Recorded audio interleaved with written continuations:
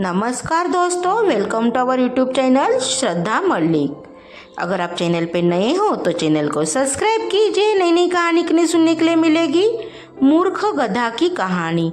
एक जंगल में एक शेर हाथी से लड़ाई कर घायल हो गया था। शेर हाथी से लड़ाई करने के बाद बहुत ज़्यादा जख्मी हो गया था, जिस कारण से वह चल फिर नहीं सकता था। अब तो उसका खाने पीने की व्यवस्था करने के लिए उसे बहुत ज़्यादा संघर्ष करना पड़ता था।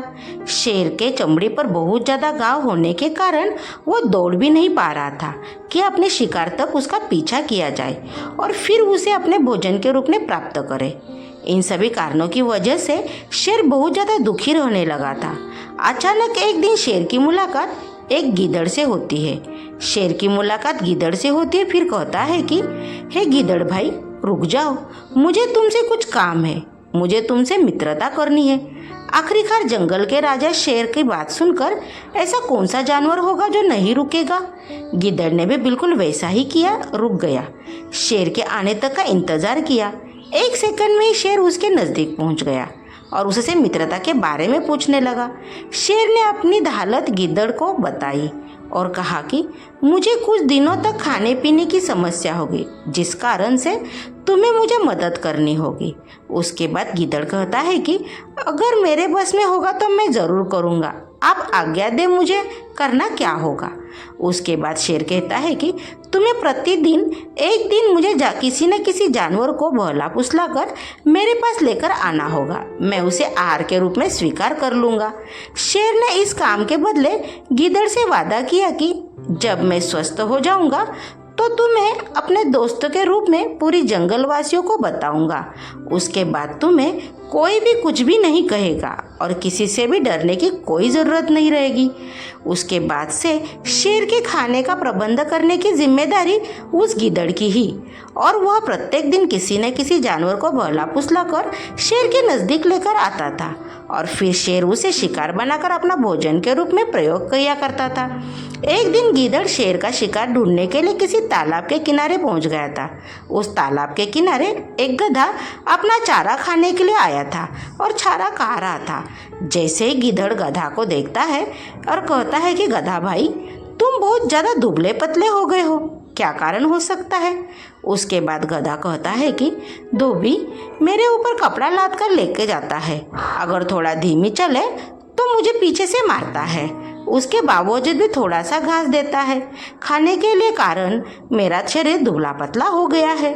तभी गीदड़ गधा से कहता है कि अगर तुम्हें कोई आपत्ति नहीं हो तो तुम मेरे साथ चलो, मैं तुम्हें ऐसे आराम की ज़िंदगी जीने के लिए बताऊंगा। फिर भी गधा पूछता है कि ऐसा क्या बात है कि तुम मुझे कहाँ लेकर जाओगे।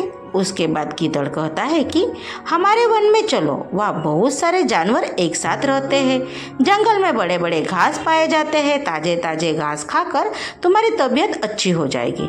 गीदड़ आगे कहता है कि इससे पहले मैंने 2 गधी को अपने पास लेकर अपने सुरक्षित जगह रखा है। आते वक्त दोनों गधी ने उसे कहा है कि उसके लिए पति की व्यवस्था की जाए, तभी मेरे जीवन सही से गुजर पाएगा। तुम वहाँ चलो, खाने पीने के साथ साथ तुम्हें तुम्हारी शादी भी करवा दूंगा उस गधी से।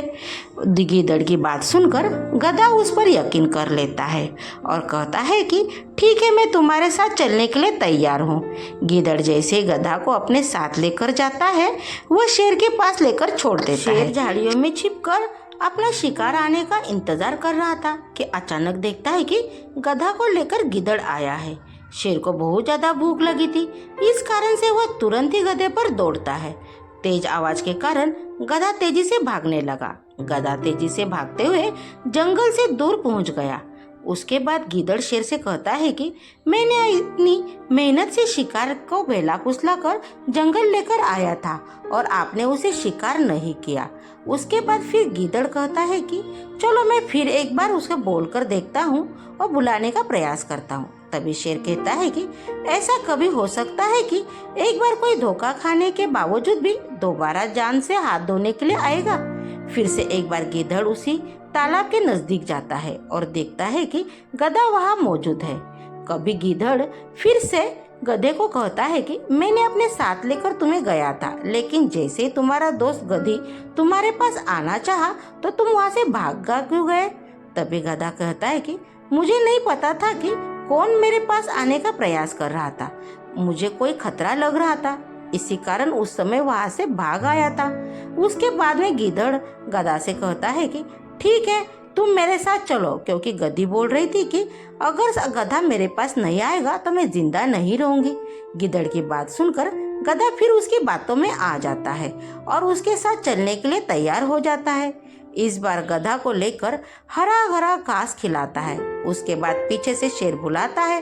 शेर अचानक आता है और गधे पर वार करता है, उसका काम तमाम कर देता है।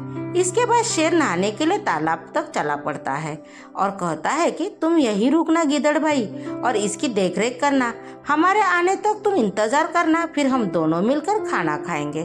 जैसे ही शेर नहाने के लिए तालाब की तरफ जाता है, वैसे ही गीदड़ को बहुत ज्यादा भूख लगती है। इससे इंतजार नहीं होता और वो गधे का कान और उसका दिल खा लेता है। शेर जब नहाकर आता है तो देखता है कि गधे का कान और दिल गायब है। फिर गुस्सा हो जाता है और कहता है कि तूने मेरे आने से पहले इसका कान और दिल गायब कर लिया और खा लिया। इसके बाद गीदड़ कहता है कि आप गलत सोच रहे हैं, इस गधे के पास न ही कान थे न ही उसके पास दिल था। नहीं होता तो तभी तो कान और दिल रहता तो कोई एक बार खतरा महसूस होने के बावजूद भी दोबारा कैसे आ जाते। शेर की गीदड़ की बात पर यकीन हो जाता है और फिर दोनों भोजन के लिए प्रस्थान कर खूब मजे से खाया। कहानी से सीख, हमें किसी की बातों पर जल्दी विश्वास नहीं करना चाहिए। हमें परिस्थिति पर पूरा तरह स्पष्ट कर लेना चाहिए। Thank you. Please like, share and subscribe.